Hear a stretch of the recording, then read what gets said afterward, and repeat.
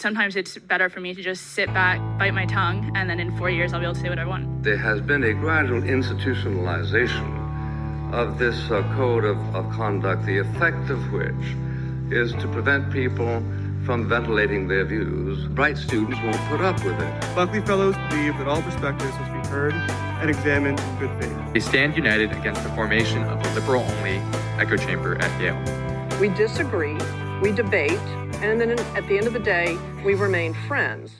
The most open intellectual environment I've ever experienced at Yale. That's how one Yale student described class with Dr. Greg Collins, our 2024 Lux et Veritas Faculty Prize winner. Join us on September 12th at the Elm City Club in New Haven to honor Dr. Collins' efforts. Advance RSVP required. Check out buckleyinstitute.com to find out how to register.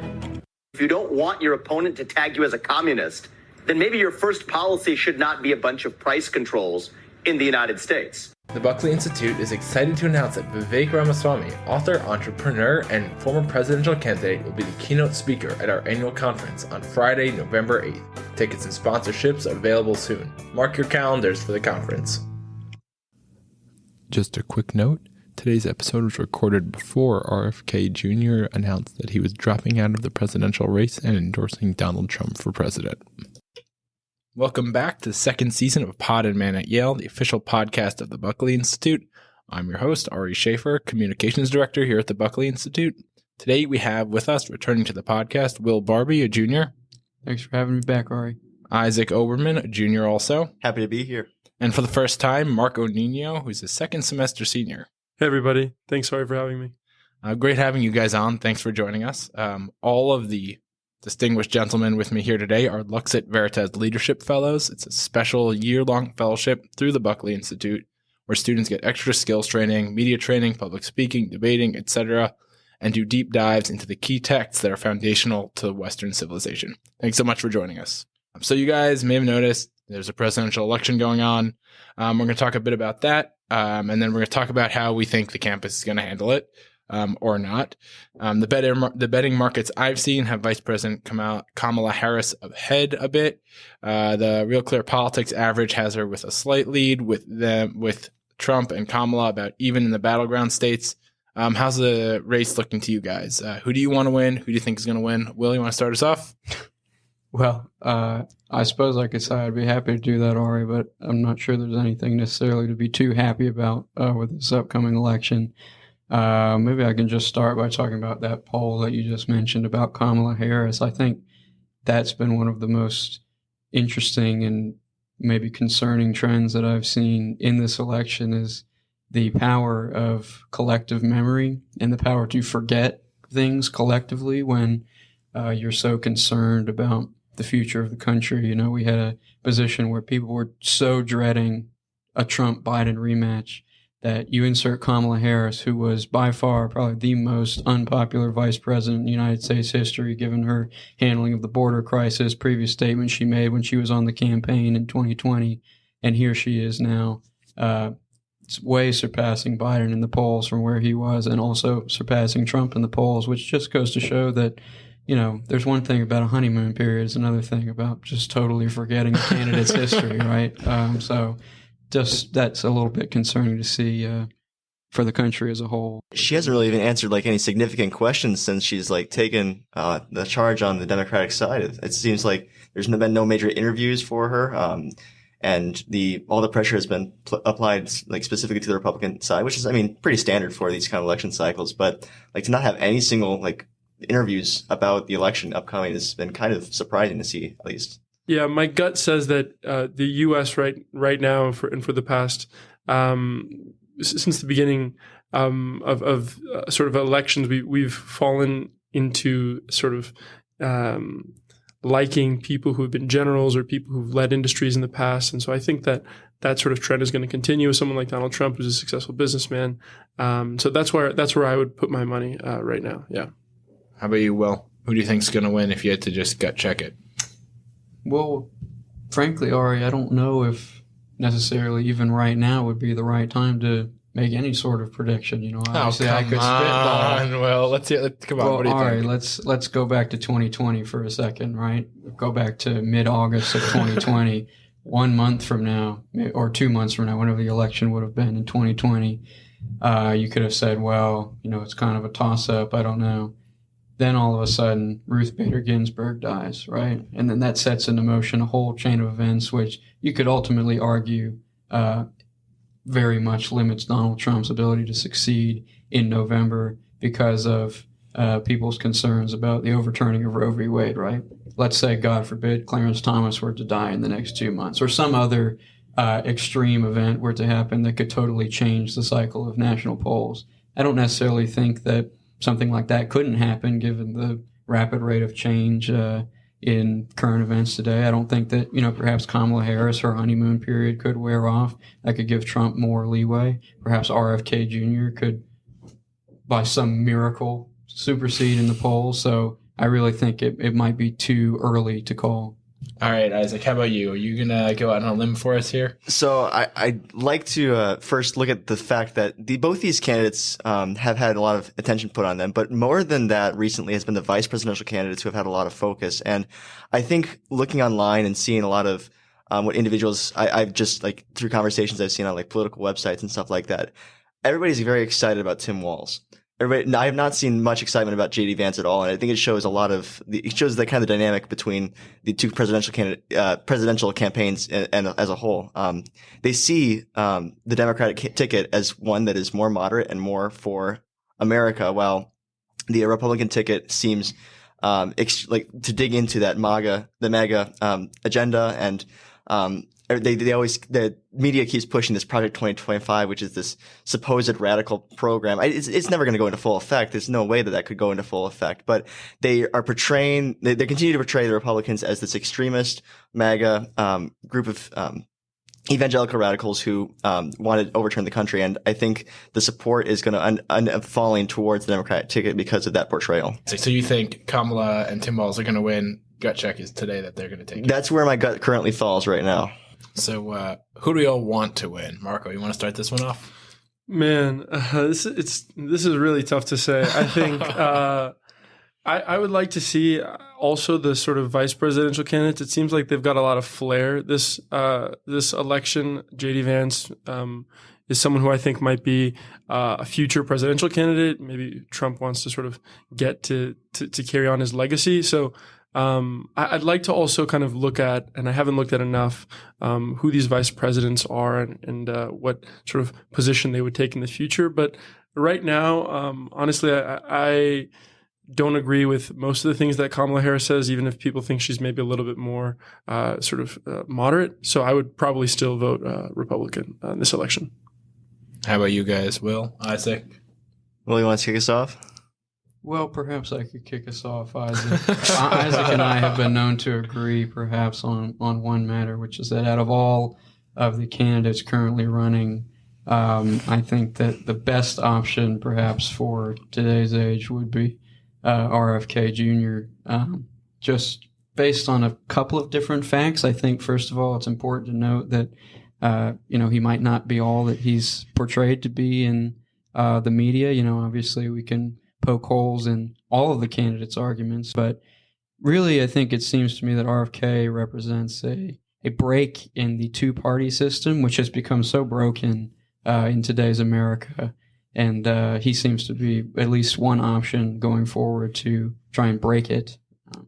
I think the biggest thing I've noticed in his campaign ads and just the other things I've seen about RFK is his emphasis on having discussion and learning to change one's opinions to, really challenge your ideas and find what works for the American people. And he is, of the candidates, the one that has spoken unity the most to me. I see, Trump's side as one that is looking out for Republicans, as the Democratic side is one that is built in opposition to Donald Trump exclusively. And the only one that's really looking out for the American people fully is RFK's. So you kind of touched on this a little bit. What are the top issues for each of you in this election? I'm really looking for a candidate that's going to be strong on the economy. I'm really looking for a candidate that's going to support life. And I know none of the candidates are truly pro-life in the sense all of them are willing to support abortion. But it's kind of who is going to support abortion the least, or at least be most pro-life in their other policies outside of abortion. So economy, abortion, and I think the last would be our border, and just making sure we can get this immigration crisis under hand. Marco, what's going to do it for you? Yeah, I think the importance on family, and I think that touches on multiple topics. So I think it kind of starts and ends a lot of things with the family, and things like housing prices, which touch on the economy, things like security and safety, which in some instances touch on immigration, but also things like public school safety. So whichever candidate I feel like has the greatest importance placed on the health, well-being, and sort of future progress of the family, I think will have my vote.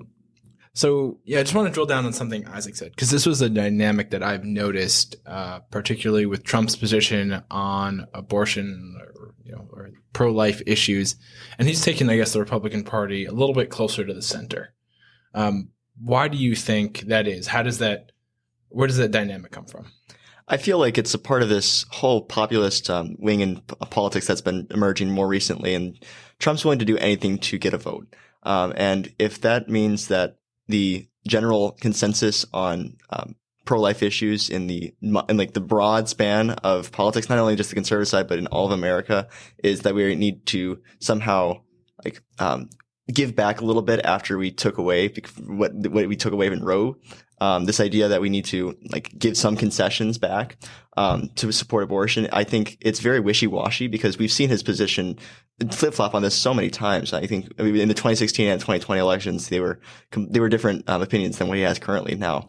And that's one of the things that scares me most about Trump, is that I can't predict what his positions are actually going to be when he's in office. Yeah, I think just to add one more thing to that is normally opinions become more extreme when the extreme position is finally in the eyes of at least most liberals, when the extreme position is actually taken. Like before Roe v. Wade was overturned, people were just like, oh, there's those guys who believe that abortion's a bad thing. Like, whatever, we don't really care. But then once it actually happens, they're like, wait a second, these guys were actually crazy and they won, kind of. And so I can see why, if you, especially at a campus like Yale, if you had this opinion prior, they were just like, oh, sweet little, pro-lifers, they don't really know what they're doing. And then like it actually happens and they're like, wait a second, these guys have a sort of table on cross campus with 3 people. We have like 100 people saying we should be pro-choice. How did they win, kind of thing. And then you're marked as more crazy. Yeah. So you mentioned campus. Let's bring it back to what you guys are expecting on campus for the fall during the presidential election. When you guys left in the spring, there were different presidential candidates. Biden was at the top of the ticket. You came back. Now Kamala Harris, his VP, is now the top of the ticket. Now is still against Trump. How do you think that's changed the national discussion about the election? Well, I could talk about this in the same way that I opened this conversation, which is saying that people are very willing to forget things that they don't like about one person if they even think that there's a slightly better chance that they'll win. And I think that's certainly been the case with Kamala Harris. Last year, there were a lot of people who really, especially on Yale's campus with the Israel-Hamas situation, they were really concerned about the Biden-Harris administration's handling of it, particularly for the Palestinian side. So there's a lot of anti-Harris, anti-Biden sentiments, especially on the left, I think, at Yale. But coming this fall, I think there might be some people who are willing to forget that if it means, winning against Trump. Marco?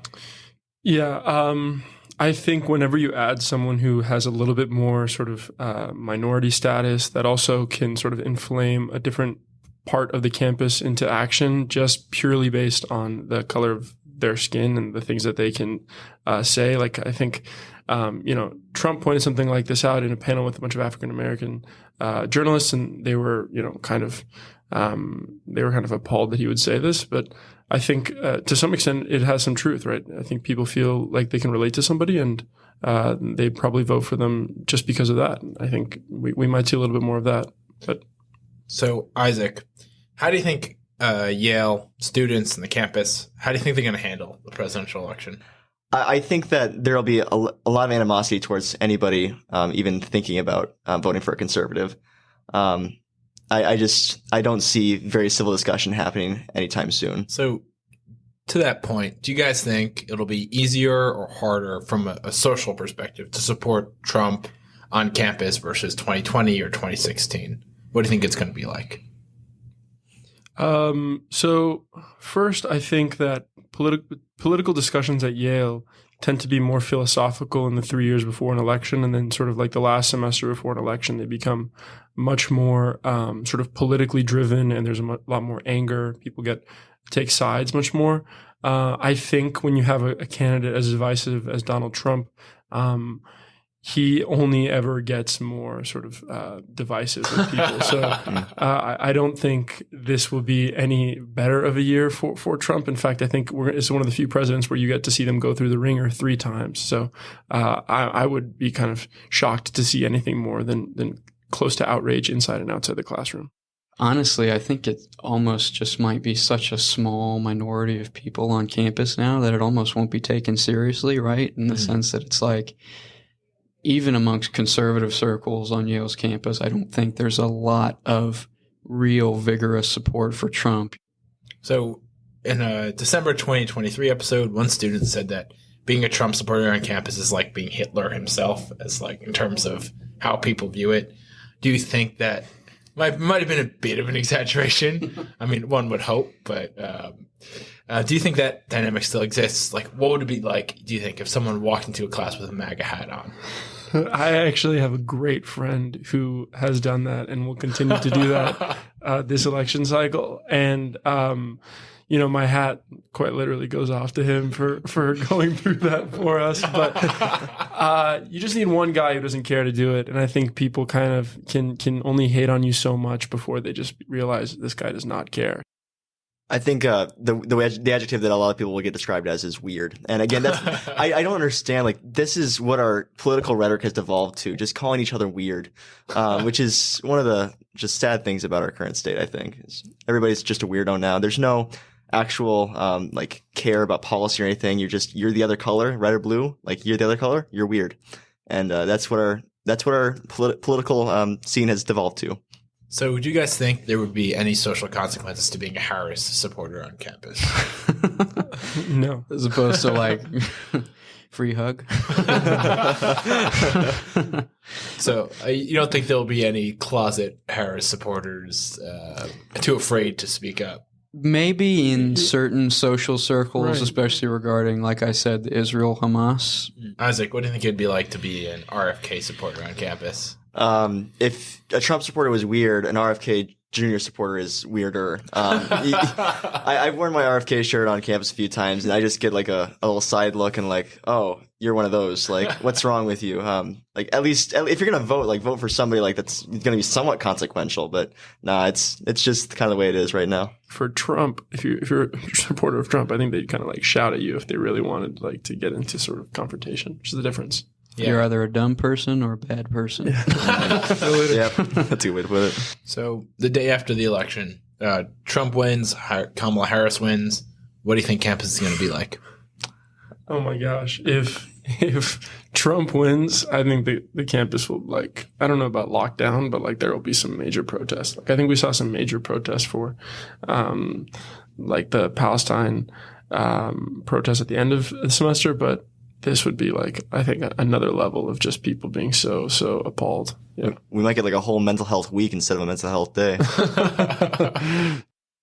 Awesome. Well, thank you all for coming on. I appreciate you joining us for the first episode of the semester. Thanks Ari. Thanks so much for having us. Now we'll bring in Yale's Dr. Gregory Collins for expert interview on free speech in the classroom.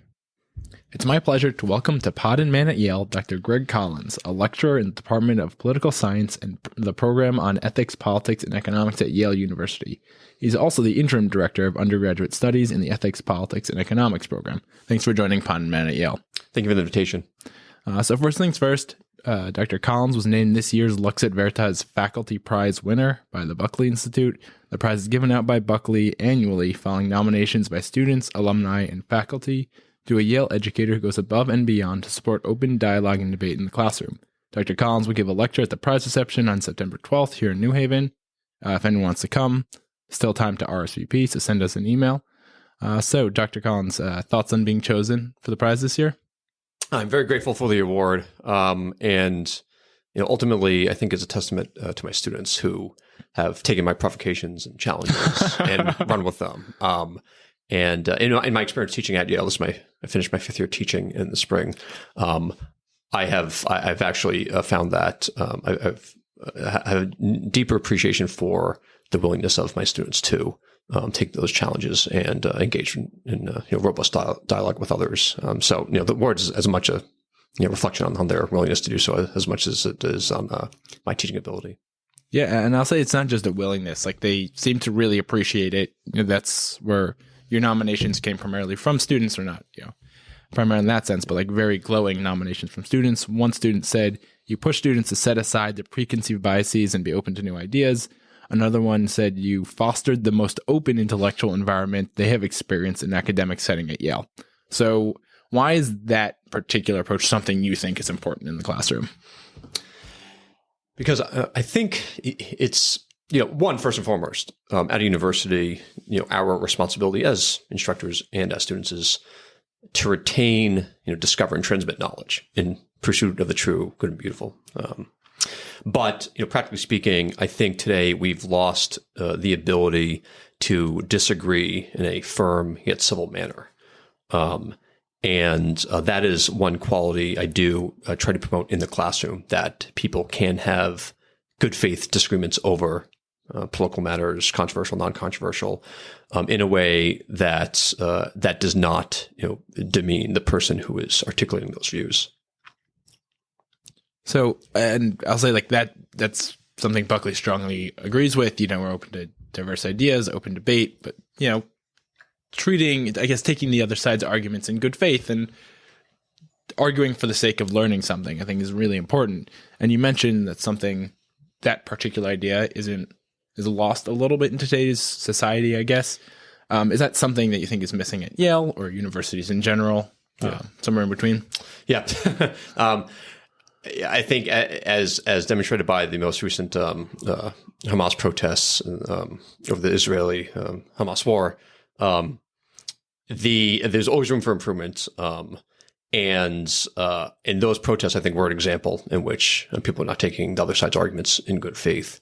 There are... In what sense?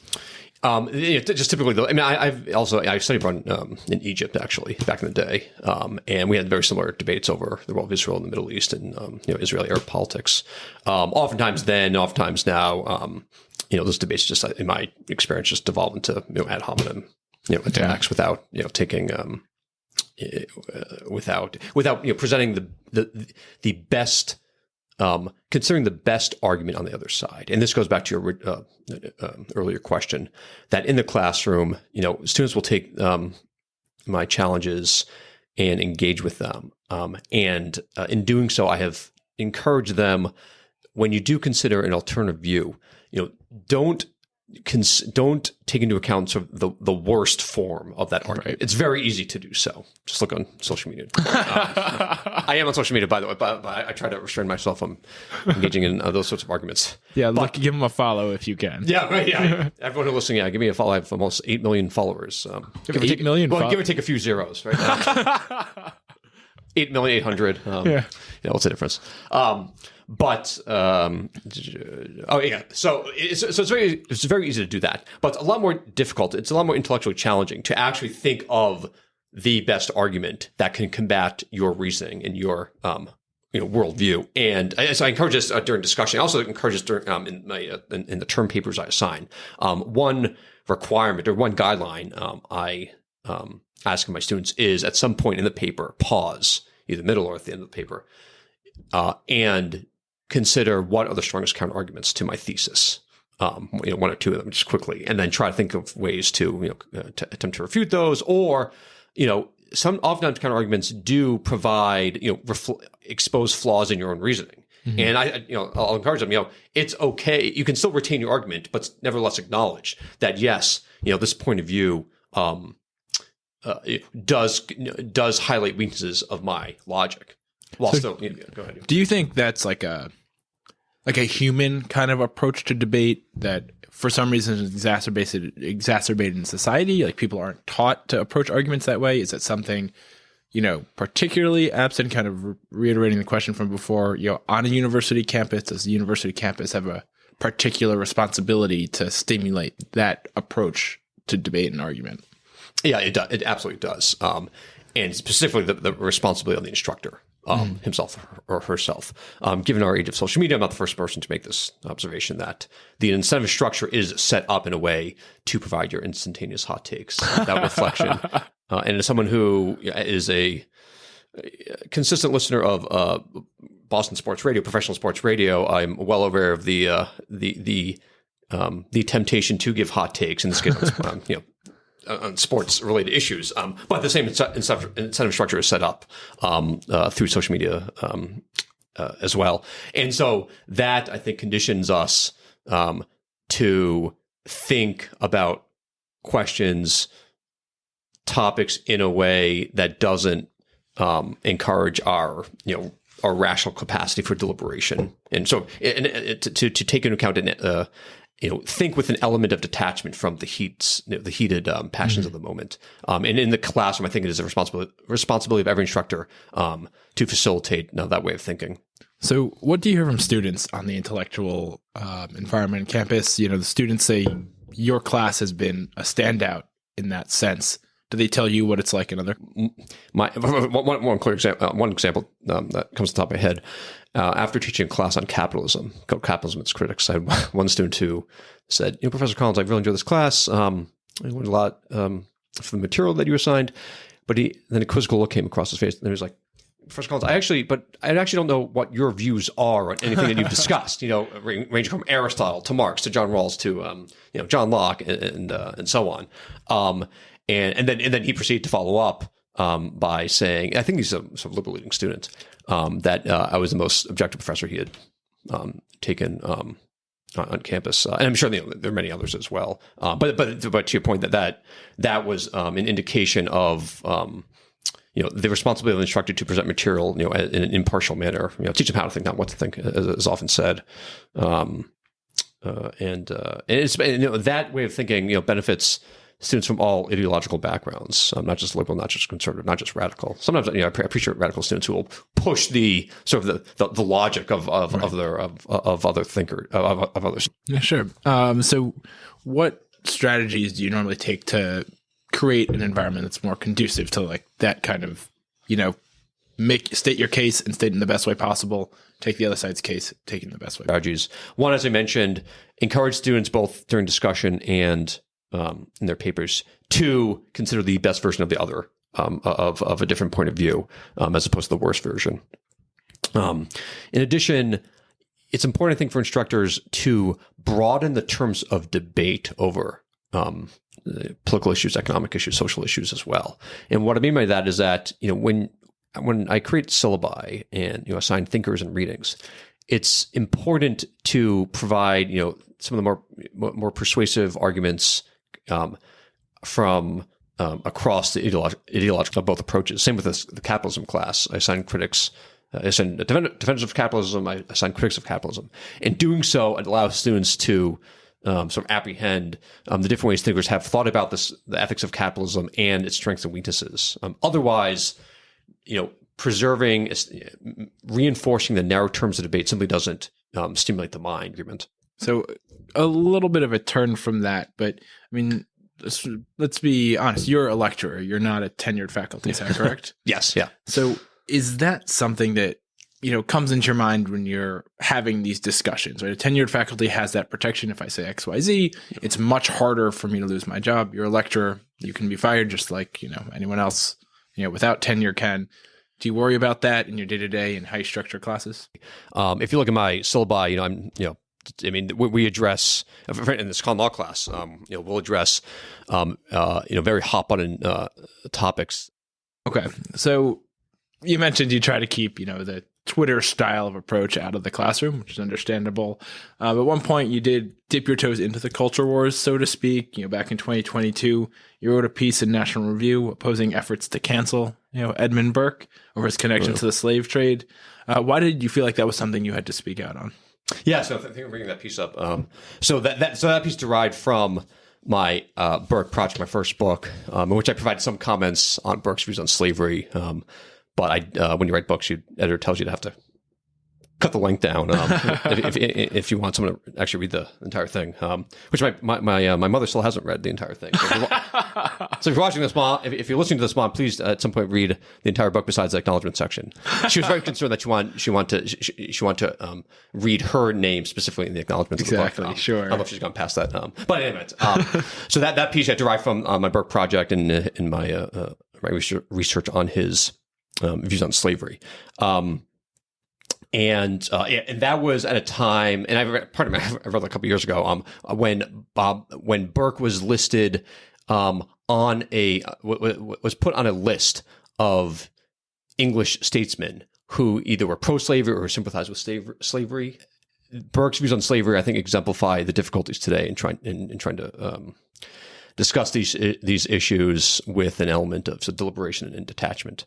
In the case of Burke specifically, he was, most people don't know this actually, he wrote the first, he was probably the first prominent English statesman to write a systematic plan for the gradual abolition of the slave trade around 1780, which itself was a radical idea approach. But the broader point to your question is that it's very easy, I think, to impose contemporary judgments on prior thinkers without being sufficiently aware or sensitive to the complexities and constraints that they were operating in single issue. Right. I mean, I think even Abraham Lincoln, like if you wanted to play that game, he, I think, probably was more pro-abolition than most of the people in his lifetime, but I think he had some pragmatic stances acknowledging the reality of the situation he was in. Absolutely. Which is why, one reason why, we appreciate Lincoln today, that, the moral issue was clear, but the political, complexities, were far, far more difficult to navigate, than we think today, in really all, historical contexts. So, you've done obviously a lot of important work over time. You mentioned a few of the pieces you worked on. One other thing you published in National Review, you wrote a piece about Home Alone, the Christmas movie. In the review, you said you've seen the movie maybe 50 times, and you argued that it had conservative messages or conservative ideas behind it. So first question, did this understanding come to you at watch 49?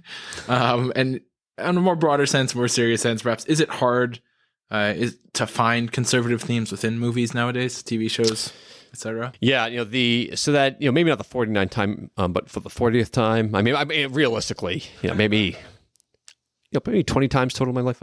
Maybe I've embellished there. But let's say, assuming I've watched the movie 20 times, maybe the 10th or 11th time, I realize, something is going on here beyond simply, the innocent kid gets the bad guys and, defends the house. And, after thinking about it more deeply, I did realize that, there's a more profound message about the importance of family, defending one's home. The tendency of, delighting in individual freedom at some point to lead to a sense of loneliness or social detachment, which is why, in the movie, he delights immediately. He starts jumping around and throwing popcorn everywhere and jumping on the bed and eating all the ice cream sundaes, when his family's gone. But then it does hit him, that he is lonely, that he misses his family, even if, he's bullied, and made fun of oftentimes by his siblings.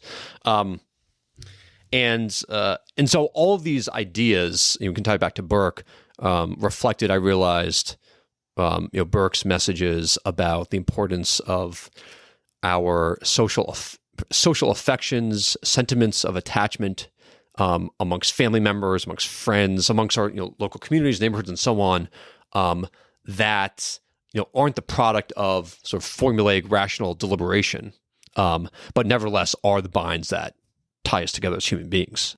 I have one last question. I'm just sticking on the end here. Feel free to dodge it if you want to. Presidential election predictions. You got any? How's it going to go? I still think, if I had to guess, maybe Trump. Kamala's, I think, made a push that has surprised some Trump advisors. They tried to downplay her surge in fundraising efforts. But I still think, given the low expectations that she was that she had prior to Biden stepping down, I think she has surprised some, the Trump campaign to some extent. I still probably lean Trump, but and of course we'll see if any October surprises from the media, shift those polls in swing states. That's where I stand right now. Cool. All right. Well, thank you very much. I appreciate you joining us on Pod and Man at Yale. Okay, thank you very much. Thanks for tuning in for another great episode of Pod and Man at Yale. Leave a review on your favorite platform and send us your thoughts at info@buckleyinstitute.com. And always remember, for God, for country, for Yale, in that order.